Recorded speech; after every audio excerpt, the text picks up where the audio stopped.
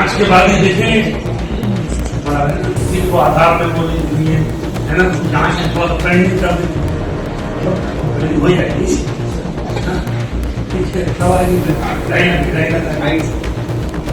जांच पेंडिंग हुई madam time लगता है, तो हम ज्यादा परेशान भी नहीं करना चाहते।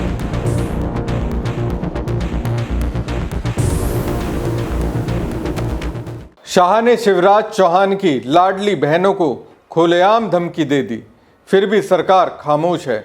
मुख्यमंत्री मोहन यादव खामोश हैं, बीजेपी खामोश है, किसी ने कोई एक्शन नहीं लिया। शिवराज सिंह की इन बहनों ने अगर दोस्तों बीजेपी का साथ नहीं दिया होता तो आज मोहन यादव मध्य प्रदेश के मुख्यमंत्री नहीं होते। मध्य प्रदेश की महिलाओं को जो शाह ने कहा उसे सुनकर यकीन मानिए आपके दिलो दिमाग में ये बात आएगी, आखिर सबसे ज़्यादा महिलाओं के वोट पाने वाली बीजेपी के नेता ऐसा कैसे कह सकते हैं? महिलाओं के सामने लाभ के बदले सौदा कैसे कर सकते हैं?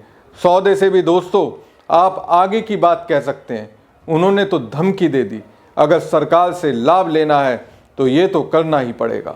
नमस्कार दोस्तों, मैं हूं प्रवीण सानी। दोस्तों, बीजेपी के बारे में एक बात कही जाती है, उनके बड़े से बड़े नेताओं की सभाओं में लोग खुद से नहीं आते बल्कि लाए जाते हैं, पैसे देकर बुलाए जाते हैं, तरह तरह के हथकंडे अपनाए जाते हैं।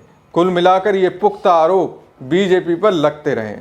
भाड़े की भीड़ की राजनीति बीजेपी करती है। अब दोस्तों, इसी से आगे बढ़ते हुए मोदी शाह के एक मंत्री ने तो हद ही पार कर दी।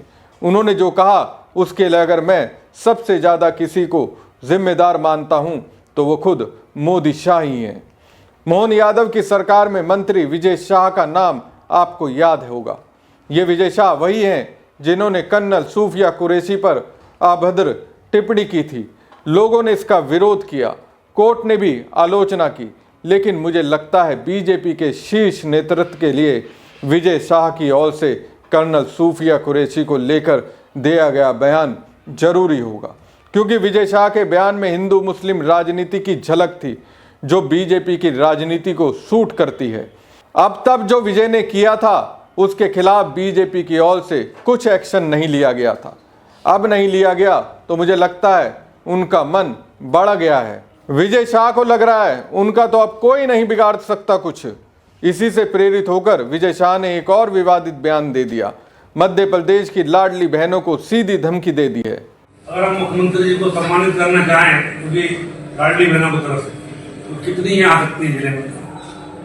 2.5 लाख में से 50,000 जाएगी। आ सकते हैं, आ जाएंगे।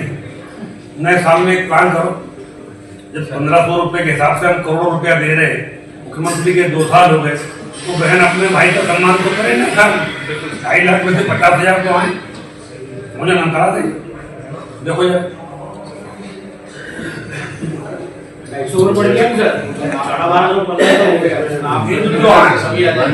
जो आएंगे उनके दायित्व बना देंगे।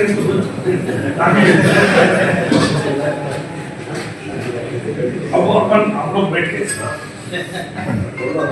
लेकिन ये नए साल में जो सरकार गरीब बहनों के जीवन में खुशहाली ला रही है, कम से कम 2 साल में एक बार ऐसी तो बोलना चाहिए। और नहीं तो फिर जिनके झाड़े तो बढ़ रहे हैं तो कौन अधिकारी भाई, जरा जांच के बाद ही देखेंगे। बड़ा है ना, किसी को आधार में वो लिंक नहीं है ना, तो जांच में थोड़ा ट्रेंडिंग कर दें, मतलब हो जाएगी।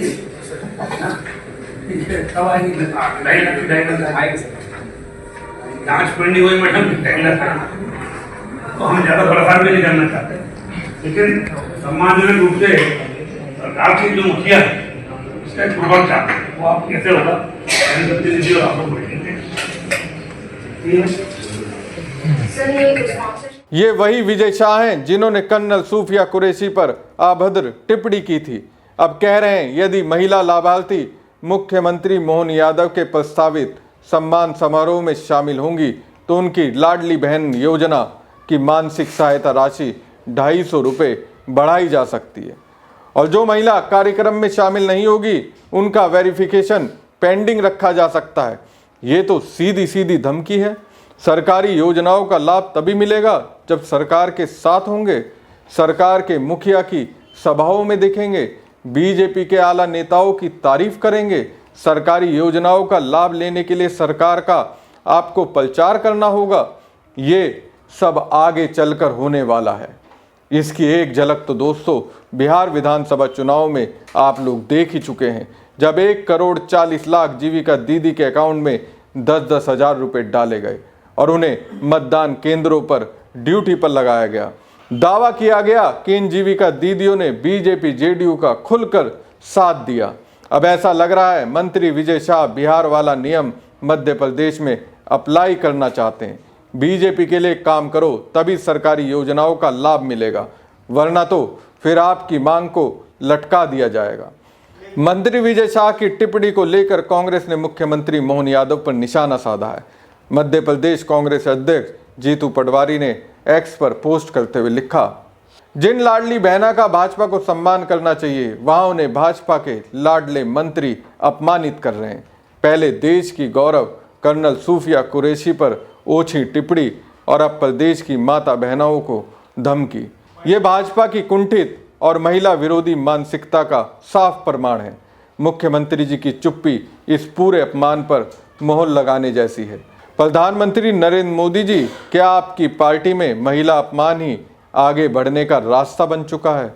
जो मंत्री पहले देश की सेना और अब प्रदेश की करोड़ों बहनों का अपमान कर रहे हैं, उन्हें सरकार में बने रहने का कोई अधिकार नहीं है। भाजपा में यदि थोड़ी सी भी शर्म और नैतिकता बची है तो तुरंत इनका इस्तीफा लिया जाए। अभी तक दोस्तों मंत्री विजय शाह के खिलाफ कोई एक्शन नहीं हुआ है। मुझे ऐसा लगता है एक्शन होगा भी नहीं। एक्शन अगर बीजेपी शाह के खिलाफ करती तब तो वो कब के निपट जाते। कर्नल सूफिया कुरैशी पर विजय शाह ने जो बयान दिया था वो किसी भी कीमत पर माफ़ी के लायक नहीं था। दूसरी पार्टी अगर होती तो अब तक एक्शन ले लेती। बीजेपी की टीम ऐसा नहीं करती है। वो अपने पार्टी के नेताओं को तब तक साथ देती है जब तक उनके बयान और राजनीति से बीजेपी को फायदा है। बीजेपी सरकार के अहंकारी मंत्री विजय शाह मध्य प्रदेश की लाडली बहनों को जिस तरह डरा धमका रहे हैं, इसी को कहते हैं तानाशाही, दादागिरी। यही है बीजेपी का असली चेहरा, जिसे समझना जरूरी है। मध्य प्रदेश के मंत्री विजय शाह का बयान बताता है कि वो लाडली बहनों को धमका रहे हैं, डरा रहे हैं कि अगर तुम हमारी बात नहीं मानोगी तो हम फिर जांच करेंगे।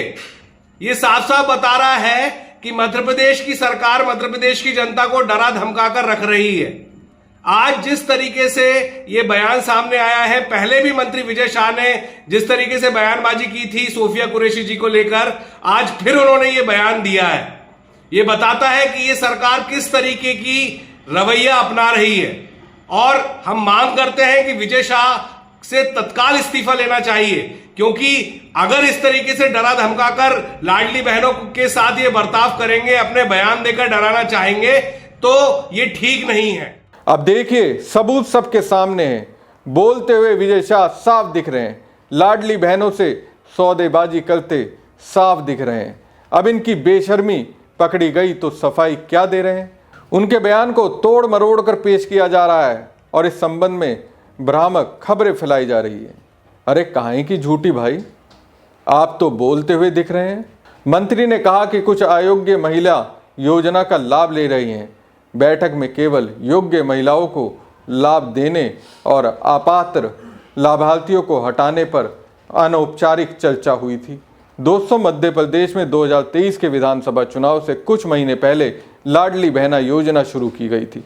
इस योजना के तहत वर्तमान में 1,26,00,000 से अधिक महिलाएं लाभार्थियों को हर महीने 1,500 रुपये की सहायता राशि दी जाती है।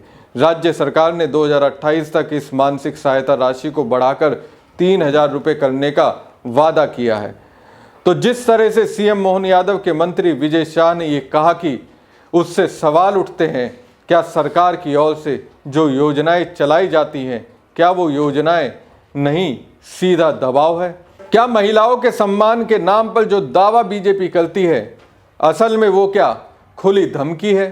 क्या सरकार अपनी ताकत की नुमाइश अपने फायदे के लिए करने लगी है?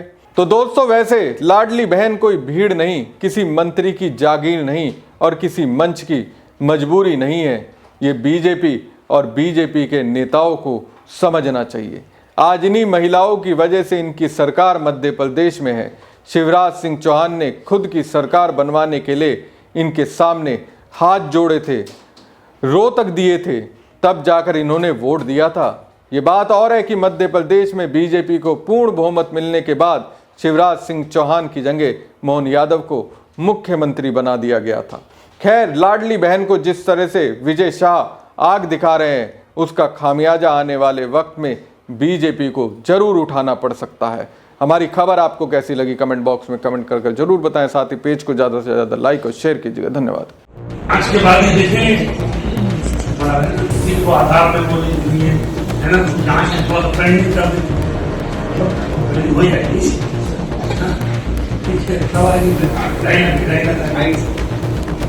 जांच पेंडिंग हुई बटन तो हम ज्यादा परेशान भी नहीं करना चाहते।